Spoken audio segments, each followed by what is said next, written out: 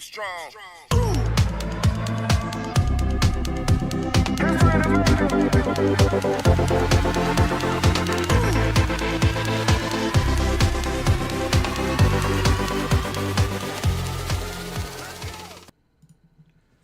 What's going on, everyone? Between the Dots, back for another awesome episode. This week we have Kyle Betts joining us on the podcast. We're also going to get into the Ridley Gregg incident involving Morgan Riley, as well as the suspension there. How you guys doing this week, Joe Roy? I'm so pumped to have Betsy on. I'm really excited, and I'm sure everyone listening is as well. Yeah, likewise. Obviously, the two of you guys tackled that interview last year, and excited to be a part of the second interview now. So, yeah. So Kyle coming on today, such a great guy, such a pleasure to have on the podcast. Also being a Sens fan, I'm super pumped to have him on because I get to pick his brain a little bit about what's going on down in the AHL. So really looking forward to chatting with him as well too. Starting things off, we got the Ridley Gregg and Morgan Riley incident. Obviously, Morgan Riley, we just found out he's been suspended for 5 games. Kijo, do you have any quick thoughts on that? We're going to start off with the Kyle Betts interview. He's going to be joining us shortly, but maybe just some quick thoughts on that. Oh, that's not a 5-game suspension. I'm going to talk more later, but not a 5-game suspension. I don't know how the league comes up with that. No, not 5 games. Well, I think that's what happens when you cross-check a guy to the face that's unsuspecting and defenseless, but we can get more into that later. First things first, very special guest joining us, Kyle Betts from the Belleville Senators, who is just a pleasure to talk to. So he's on with us again today. So Kyle, he's with us now. Thanks so much for coming on today, Kyle. We really appreciate you being here. Kyle Betts, everyone, from the Belleville Senators. How you doing today, Kyle? Doing well, thank you. Happy to be on the show again, season 2. Yeah, exactly. So just the plan for today, we got a couple questions for you. Some viewers sent in some questions for you as well, too. So going to go through those. And thanks again so much for being on today. So I guess we'll get started. First question for you. I mean, this is obviously you were on last year. It was your first year in the AHL last year. With this being your second year now, what was your biggest takeaway from your rookie season? That's a good question. I think the biggest thing coming in the second year is you kind of have the knowledge of what it's like to be an everydayer in the American Hockey League. You know, how to be a pro at taking care of the body, you know, how to deal with travel, all those kind of things that maybe you don't deal with as much in college. Just those kind of finer things that the older guys taught you your first year that you can apply to this season. That's made it a bit easier, I guess. Yeah, I'd say the biggest thing is just like a lot of guys I think can play in the American League, you know, in spurts for like stretches of games, but to do it over 72 games for a full season, it takes a lot of work and a lot of a maintenance that maybe isn't recognized, I guess, at first. Do you feel like it was a big jump? I know we talked about this again last year, but going into like a 72-game season, if you were to play every game, is that a big change? I think it definitely is. Like especially in college, like the Ivy League, we even play even less than other college teams. So we only play like 30 games in a season, and you're only playing Friday, Saturday, and you're either both at home or you're both on a road games that are like close by. So like really, there's not a lot of toll in the body when say in college. Like it's very like based around your like academic schedule, and like it's all kind of set up to be as easy as possible. And then you get to pro, and you know you're playing in 3 different cities in 3 nights. You know, flights between games, and that aspect I think is a big jump. And just like sometimes it just feels you're only playing games, you're not even practicing. Like in January, we played 11 games in 22 nights, and like 10 of them were on the road, and like we just didn't practice in January. We just played games. It was kind of like that you wouldn't see in college, where like you're practicing Monday through Thursday, set schedule every week, doing the same kind of things, and then you get to pro and you have a month where you just don't practice. So that aspect's really different. When you go on the road and you have those games, is there a rink that's tough to play in that you think is just like the crowd's crazy? Any of the teams you go to where it's a tough crowd to play against? Yeah, in our division, I'd say Laval, Montreal's farm team. It's like a mini Bell Center. It probably sits 10,000 fans, and every night it's packed. Crazy, French fans, and it's a building where we've twice got up like 4-0 and lost. Like they score the first goal, and the crowd just gets back into it. Momentum swings, and they can really have an effect on the game, I think, in that building.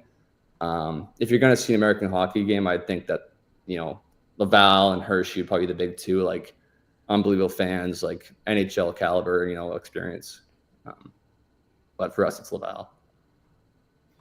Yeah, even looping back to Kijo's first question with the transition to pro, I was kind of wondering the same thing with you getting a new coach in David Bell last season. Just kind of curious how that style changes from like NCAA to pro. If you notice a big difference with coaching and just like his general style. Yeah. So that was a big shock last year, like when they removed Manor kind of mid-season. That doesn't really happen a lot in the American Hockey League. So that's my first pro year, especially, was kind of a shock because in college the coaches are tenured for 30 years at a time. They aren't really turning over at all. So like that was definitely a bit of a shock. And Belzy coming in, he's a very he's a player's coach. And like for instance, that month of January, like he's got a very good understanding of the players need rest and like they need time off, like when we can. So I think he's always been great, like talking to guys between games, like, hey, should we morning skate today? Should we not? What do you guys need from me to like best prepare for the game? And he's open to listening. He's not just gonna kind of dictatorship and pick what he thinks. It's very like input from the whole group. And I think that's been a common style of coaching in pro that I've heard about too, is just kind of, they're more so there to assist you guys to best prepare you for the game. At the end of the day, it's about the game, and that's what they care about. And in college, it was very much about the practice habits and kind of preparing you to be a good pro. Those are my favorite kind of coaches as well, too. The players' coaches, those are awesome. You, when you're chatting about Laval as well, too, I was like looking at your division standings as well. It's a tough division. No team is below 500. We have a very strong division this year, and right from the top to 7th place right now is kind of in reach. And like, there's no easy nights for sure. The Laval rivalry too, like you may have seen the clips on Spit and Chicklets. Like we played them 4 games in a row before kind of All-Star break. And we had like a guy who hit their goaltender. We had a fight with Jack guy. Like it was just like, it was a war. And it kind of feels that way in this division because it's so tight. As every game you play, it's 2 teams that are, a win, one team will jump the other team. A loss will push you back like 3 spots. So every night's been kind of physical and a little bit crazy, actually. Nice. Yeah. Speaking of All-Star break, did you get up to anything exciting? Yeah, I went down to Miami. Me and a bunch of the teammates took the time to get some sun. So we had probably 12 of us who went down there and let it loose for a couple of days, and then yes, we got back Wednesday night, had practice Thursday, and then we played Friday, Saturday. So a couple of days to get back in the swing of things. Nice. Might have been a tough practice on Thursday. Yeah, actually, like we all flew back in at like midnight too, just try to suck every last second out of the break. So like Thursday, yeah. And the coach, like that's the thing with Belsey, like he knew we were coming up the break, the guys were down in Miami, and he's like, okay, we'll get out, we'll get a good sweat in, but like he knew what it's gonna be. Nice. He's back into it. Yeah. What was the routine like just day to day in the regular season? Yeah, so a typical day, like today we had practice, you go in around 7:30, we'll have breakfast at the rink. Then we'll have a team meeting at 9:00. Just basically, if it's coming off a game, we'll watch the clips from that game, like teaching points. And if it's just and then we'll go over practice, the drills we're going to do. Then we'll have a workout before practice, probably 45 minutes to an hour at most. And then we'll hop on the ice and same thing, 45 minutes to an hour on the ice. And then basically lunch at the rink and the day's over. So there is a lot of downtime because you're usually home by 1:30, 2:00. But obviously that time needs to be dedicated to, meal prepping, good dinners, and, napping if you need it. But I think that's kind of things you learn as you become a pro is last year I just kind of get home and, watch Netflix and stuff like that, and this year I think I've done a better job of using that time to, set yourself up for good tomorrow. You're probably learning what your body needs and stuff too, right? Yeah. Yeah. Like we talked about, like, because of the fact you're playing 72 and this year, luckily I've been pretty healthy. So it's been nice playing a lot more games and then dealing with the toll it takes playing those games. Nice. And just having those resources too to help you kind of figure out what your body does need, right? Kind of guiding you in that right direction. You probably didn't, that maybe you weren't as exposed to before. Yeah. We've got great staff at the rink. We got masseuses, we got athletic therapists. So like lots of guys will use or pick their brain, like best ways, and we have a nutritionist too. She works with Ottawa. So like she'll set you up with meal plans if you need it. If you never cooked before, she'll kind of help you. She'll like do little classes on Zoom and stuff. So everything's really in place to help you succeed. It's just a matter of making sure you're using them.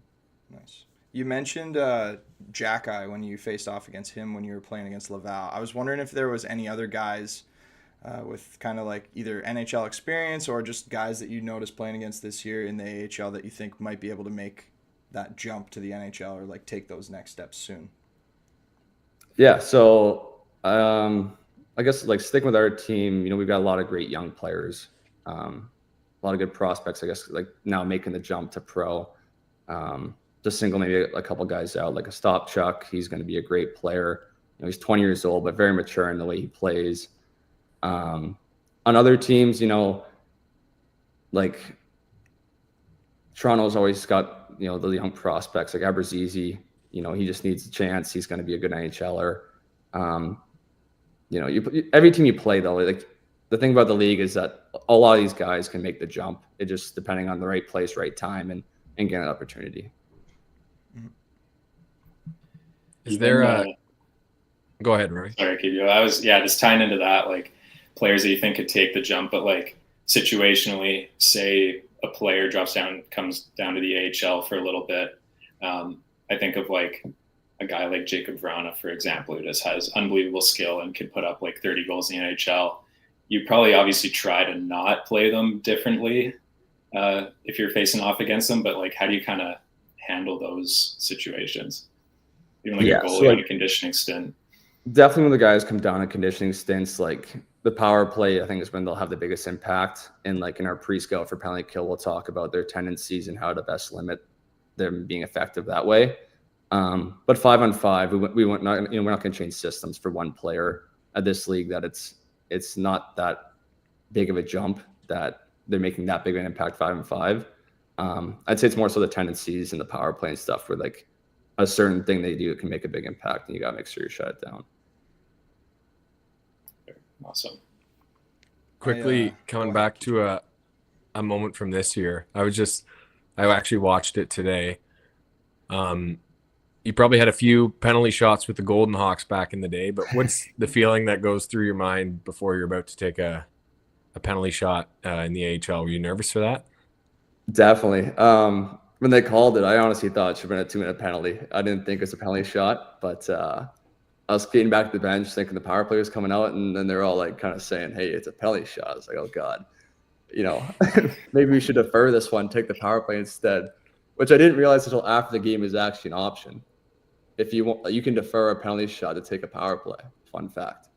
So we joked about that when I first called it. I was like, maybe we should defer. And Bellsy was like, now you're shooting. Like, just go with your gut, go with your move. So that's always been my kind of move is right to left and low blocker.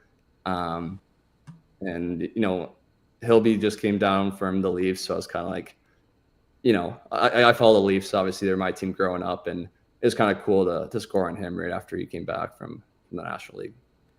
I remember watching that too because I was debating on who to pick up for fantasy, thinking he might get into a game with the Leafs.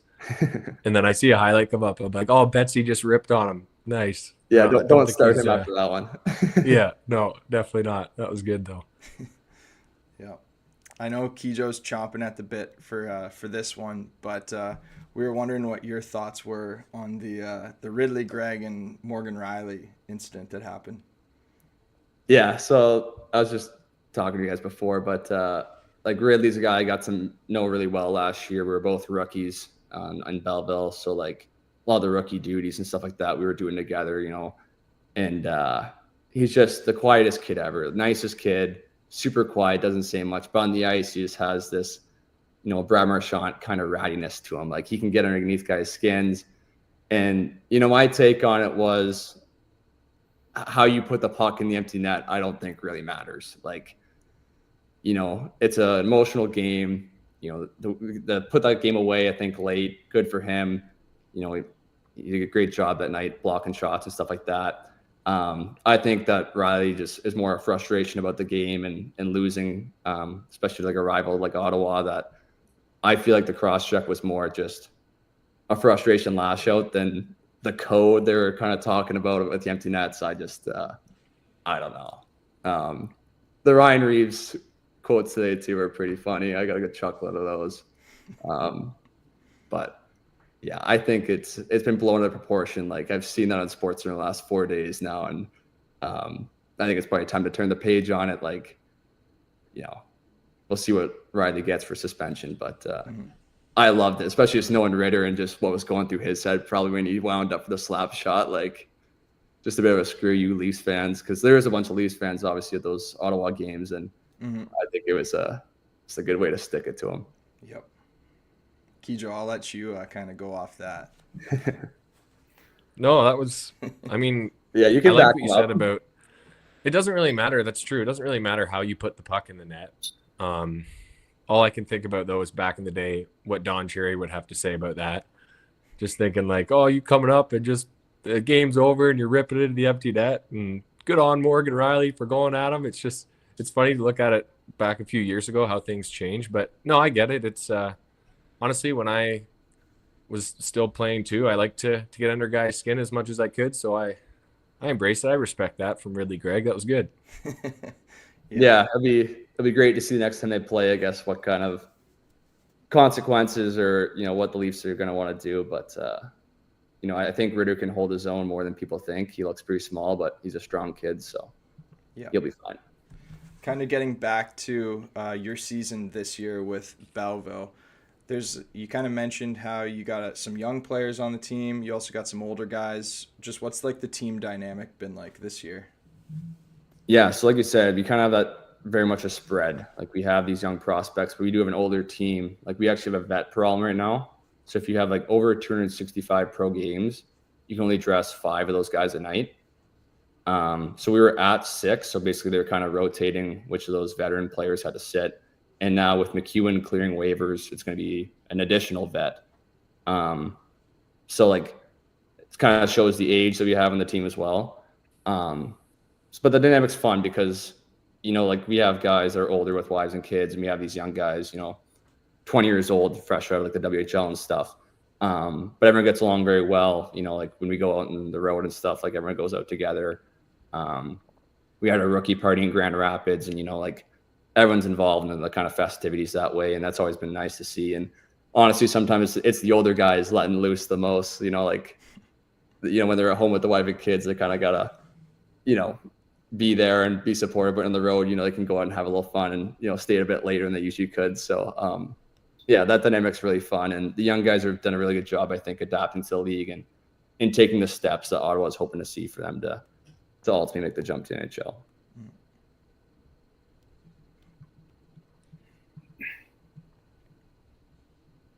And just thinking about the fact you got a handful of games under your belt now, what would be some advice that you say you'd give to a younger kid who aspires to play pro hockey someday? I would say the best thing you do to give you an opportunity to get here is to have really good practice habits. I think that, with things really snowball in your development, I think. And if you're using it every practice you have, especially when you're practicing more and whether it's junior, college, minor hockey, using those practices wisely and making sure, you're being crisp with passes and just those little details is going to really snowball your development and get noticed. I think, I wasn't a big point guy in college by any means. But I think that my habits were always really good in practice. Coaches like coaching me. And then when it came time to make the jump to pro, and guys call about players, a coach is going to vouch for you if you're a guy who shows up and works hard and and does the things right. If you're a guy that maybe doesn't bring it as much in practice or isn't coachable, a lot of, I think, pro is kind of based on recommendations and based on past coaches' opinions of you. So I think that if you don't have those good habits, you're not going to have those guys vouch for you, and it's going to be much harder to get your foot in the door. A lot easier to call on a guy who's accountable for himself, right, and is buying into the system. Definitely. Just like this was a question actually that somebody sent to me that was hoping to ask you as well too. What was one of like your biggest challenges that you've had to overcome to get to where you are today? I'd say probably the biggest maybe setback I think that I've had in my hockey path was I was cut from AAA my major Bantam year. So I never went out for AAA before that. Always just played in Flushing locally. And Major Bantam was the first year my parents said, okay, like we'll do the driving, we'll do the AAA or whatever. And I went out to camp and, maybe had that, coming from Flushing, I thought I was kind of the man, like kind of the player, and, didn't have the best camp and ultimately didn't make the AAA team. And I remember being cut and I was like, I'm quitting. That's it. Like, I'm done. And my dad kind of talked to me. He's like, listen, like, you can go back to Flushing, you can, either play with your buddies or like we can try to go to Owen Sound, play A hockey and, at least make a step towards AAA and like figure out what you need to do to get here next year. But he ultimately said, like, if your heart's not in it, then quit. But, so I took a week. I didn't know what I was going to do. I was still pretty convinced I was going to quit. And ultimately, like, I've played this game my whole life. I still love it. Like, I'm not quitting yet. So I went to Owen Sound, played A hockey, kind of fell in love with the game, I guess, if you would. Like, had just a great year with a lot of guys I still connect with and talk to. The following year, I made the AAA team, minor midget, talked to some OHL teams, and the rest is kind of history. But I think getting cut from AAA is a good lesson for me, because, you can't take for granted there's always better players out there. There's always going to be another step you have to make to go up a league. And also just kind of remind me of why I play and that I do love the game, and there's going to be setbacks, from game to game, season to season. But if you have that love for the game still, it's worth battling through and keep going. Yeah, I'd say it's a damn good thing you didn't quit then, for sure, with where you are today. So, yeah, Kyle Betts of the Belleville Sens, one of the most genuine, down-to-earth guys, professional athletes that I've had a chance to meet. Guys, I don't know if you guys have any other questions for him. I missed last year, but it was a pleasure to get a chance to talk to you and meet you this year, Kyle. Thanks a lot for coming in and taking the time with us today. No, thanks for the kind words. That's really nice. Yeah, thanks, Betsy. It's I think Rory and Falk said it all. Thanks for coming on. We really appreciate it, and who knows, maybe have you back for season 3. Absolutely. Awesome. And like I said, if you want to pick some other Belleville Sens players, I'd be happy to get them on the show. But you let me know who you want. Oh, let's go. Thanks, Betsy. Thank you. All right. Wow, that guy is awesome. So, again, huge thanks to Kyle for coming on and chatting with us. Guys, what were your thoughts on just getting to chat with Kyle real quick? I liked, obviously, huge thanks to Kyle for coming on, but it really is true. I liked what he said at the end about being cut from AAA and you're not sure if you're gonna continue playing hockey. And now he's in the AHL. I mean, no matter what happens, if you keep working towards where you want to be, it's possible. So I think that was the biggest takeaway for me from that interview. Yeah, especially as late as that was too, in your hockey career. Yeah, that was super surprising. But yeah, not every day that you get to pick a professional athlete's brain. So that was awesome.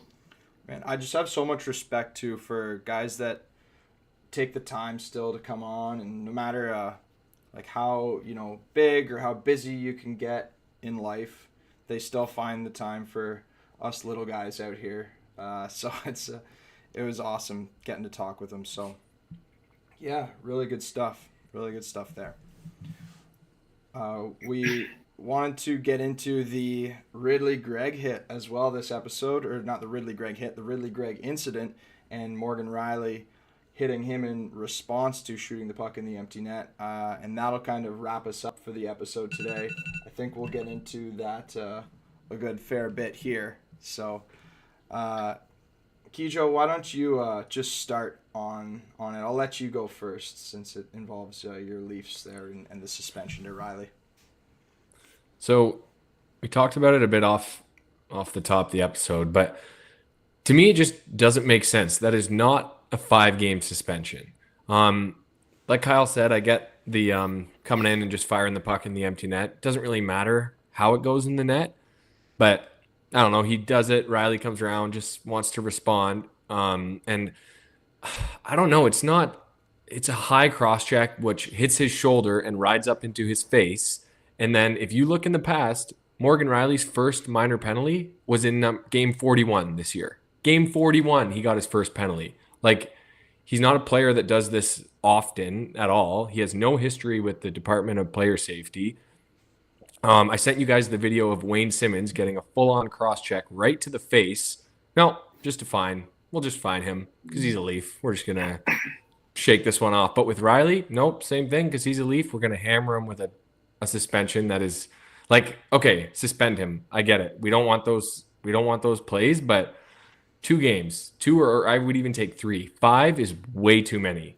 Another one, Jacob Trouba winds up like he's Jose Bautista and smokes Trent Frederick in the face. $5K fine. Nope, just $5K. But Morgan Riley does it, 5 games. It just, the ups and downs with the Department of Player Safety, I don't understand it.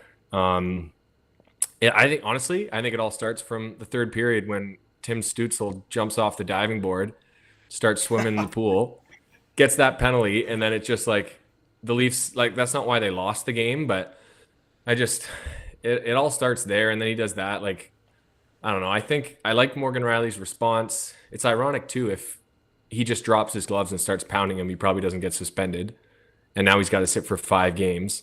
It's one of those plays too where I think both guys kind of, if I'm Morgan Riley and I'm coming up and I'm going to do this to him, I'm waiting for him to do it back to me. So when he doesn't do it back, it looks so much worse. Like he's not going to defend himself. But I don't know. That's not a 5-game suspension. And let's hear the Sens take. Let's hear it. I'm ready. All right, all you salty Leafs fans out there, just get ready to either stop listening or close the stream, close the podcast, whatever you got to do, because that was amazing to see Ridley Gregg absolutely bury that slap shot into the open net like that. I don't care what you say about like code, whether it was right or wrong for a guy to do that. All right, I've seen guys before, they put it top shelf on an empty net. Like, yeah, it's not a big wind up slap shot. All right, there's some weird empty net goals out there. This one might have topped all of them. And just in terms of the moment, it's a rivalry game, and the Sens, I'll be honest, they suck this year. They're terrible. We don't have a lot to celebrate this year. So when Ridley Gregg winds up for a slap shot and wants to celebrate winning the series against Toronto, the season series, 3-1, all 3 of those games that the Sens won being in regulation as well, I got nothing wrong with that. All right, and moving to then the reaction to that, obviously there's going to be a reaction. I am not saying that that's like, if there was no reaction, there's something wrong there. A guy just blasted a slap shot into an empty net. So clearly there's going to be something that's caused from that. And with Riley reacting the way he did, I think that it's good that he reacted. Somebody had to do it. He's the closest guy. Without a doubt, he's right to do that. The way that he reacted was wrong, in my opinion. He should not have. I mean, the NHL is out to get guys who play for the Leafs. Not who plays for the Leafs. Yes, they are. Yes, they are. 100%. Nope. They are out to get guys who have an intent to injure and target the head. And that is exactly what he did. You want to go against Gregg for what he did? Fine. Throw your gloves off and go him. don't catch him unsuspecting with a cross check to the face. And to me, it's a bit of a coward's play. Like, why you throw your gloves off, go him. Why you cross checking? Like, why you doing that? So 5 games to me, I thought he was going to get 3 or 4. 5 is just right in my opinion. Let's hear it, Rory. I need someone else's opinion here. All right. Yeah. How about I'll come in as the unbiased, the neutral middleman here. You can just repeat everything I said. It's fine. So I think the most obvious thing here, like as soon as I saw Riley cross-check Greg, the first thing I thought of was the David Perron cross-check against the Sens. So after like Larkin went down and he got 6 games for that, I don't know, not totally the same thing there, but I see what player safety is doing, and that was like the closest comparable and the most recent comparable that they had. So I think taking into account Riley's history there, like you're right. I think first-time offenders should be given a little bit more grace than that, but I think that is just what they're basing their decision off of. But like, it's not even like he's got a lot of penalties this year. Like first-time offender, he doesn't even take penalties. Like, it's just 5 games right off the start to me is just way too much.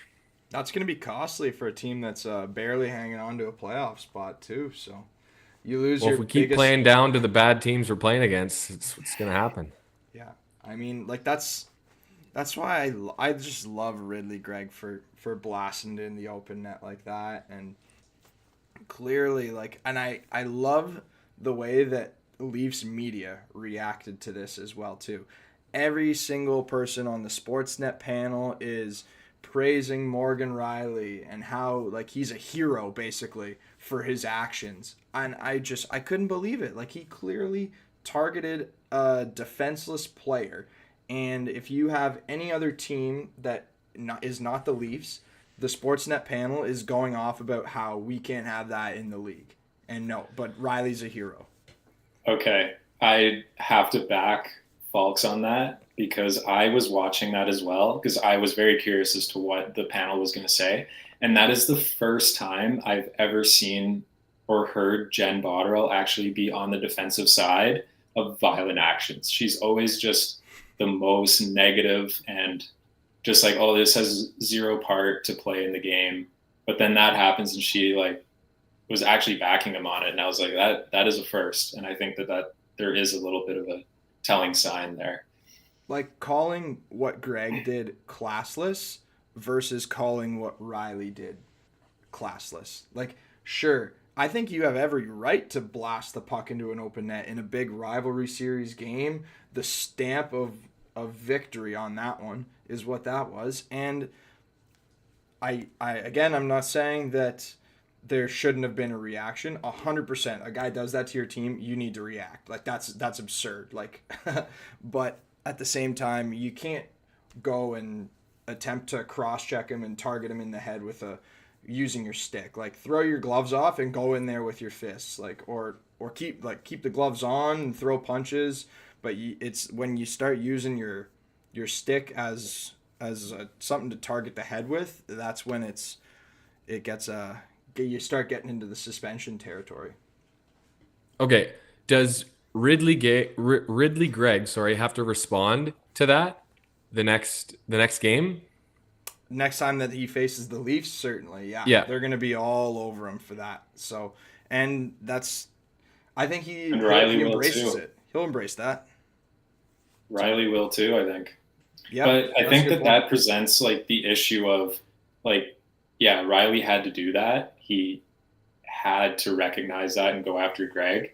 But then the league also doesn't allow players to stand up for themselves or for their teammates. So it's kind of like something's got to give somewhere. But yeah, it's embarrassing if you just let stuff like that happen and you let opponents walk all over you. And it's just, oh yeah, I'm not going to do anything. I can't touch this guy because I'm just going to end up getting suspended for 5 games. You know, like there needs to be some sort of middle ground there.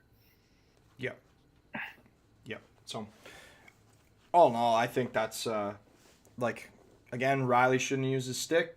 Greg, good for you. congrats on the victory, Ottawa. And Kijo, you got anything you want to add there? Or are you're not still salty about it or anything, are you? No, not at all. Just Okay. the cross checks I mentioned, go look at them. That's what frustrates me the most. Like That's the fair. the Trouba Bautista swing and Wayne Simmons getting hit by Joel Edmondson right in the face. Like those get fines. It's got to be the same across the board. That raises the question: do you think the NHL is harder on the Leafs? 100%. He got 3 games for a cross check there and 2 for being a Leaf. 5-game suspension. What do you think on that, Roy? I don't know. I can't think of any past incidents where Leafs players have been suspended, but that cross check on Simmons was insane. I had never seen that before. When do they play each other next? The Sens. Because we got to circle. We're going next and year. If Unless the Sens if the Leafs miraculously make the playoffs, they're done. They're done this year. They're done this year. Yeah. Oh, come on. Okay, well they'll remember. They'll remember. Oh, yeah. Reeves will remember. Yeah. we're gonna go, Felix, and if the Leafs win, I'm cross-checking you in the head. I'm not too concerned.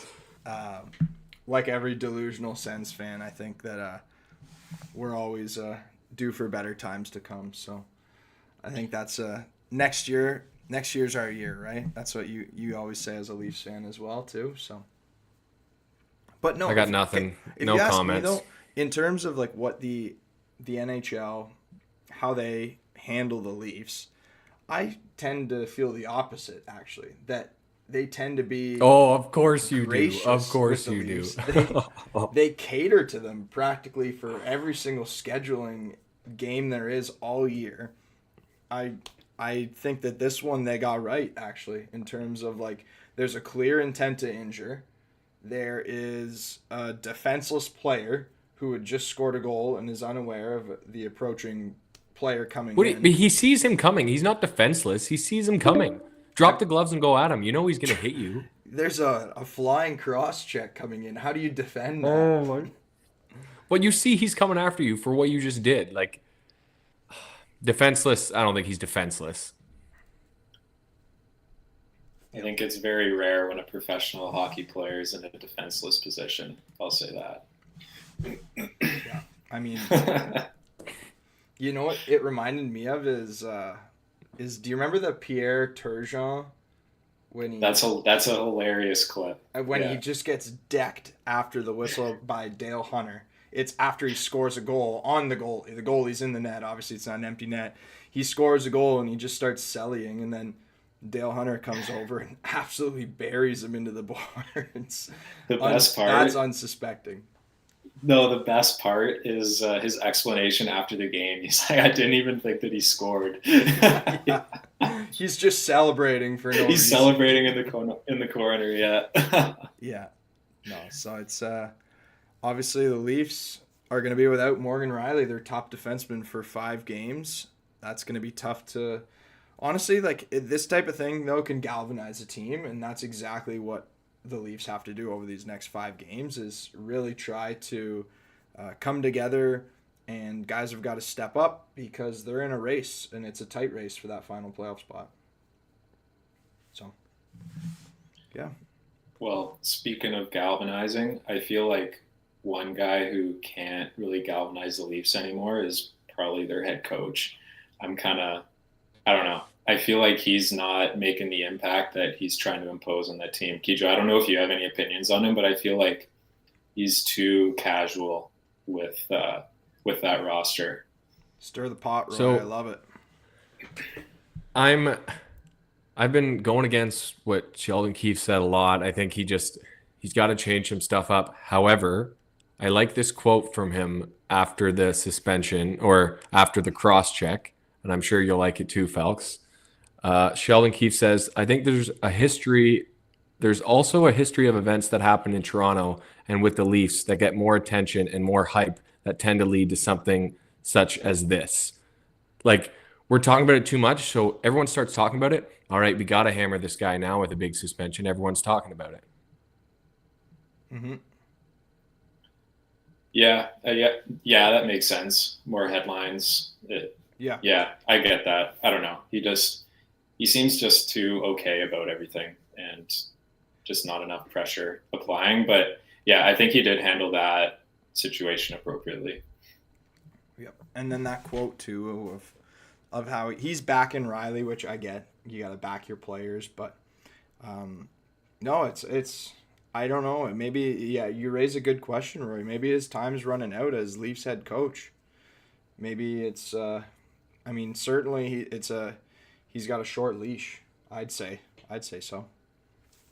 So that's the thing. That's when you're in Toronto, people demand results, and if they don't get results, then your time's done. So that's the pressure that comes with the gig. So. And so speaking of, like, that's a good point. It's 5 games. You're losing your top defender, and the race is so tight.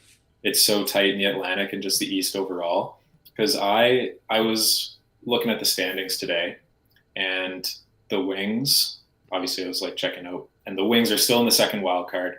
They're like 7-2-1 in their last 10. They've been playing really well, and it seems like they're just in the exact same spot. So I was looking into it a little bit. Eastern Conference teams have, so there's 101 overtime losses in the Eastern Conference column, and there's 76 in the West.